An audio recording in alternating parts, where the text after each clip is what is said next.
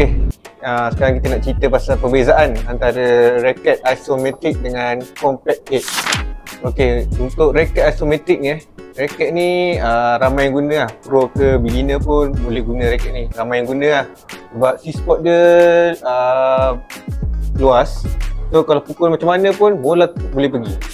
Okey, walau bagaimanapun kalau korang rasa nak cabar diri, nak advance kan, korang boleh pakai raket compact head ni lah. Okey, untuk raket yang compact head ni, dia punya frame kecil lah kiranya. So sweet spot dia pun kecil. So kalau korang nak pukul, kena pukul tepat dekat sweet spot dia untuk dapatkan pukulan yang korang nak. Saya recommendkan lah raket viral daripada Protect, raket Protect Eastern Shadow. Untuk raket Eastern Shadow ni, balance pun dia slightly heavy head.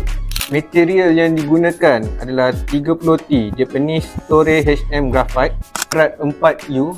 Max tension raket ni 36 lbs, 6.5mm slim shaft, stiff.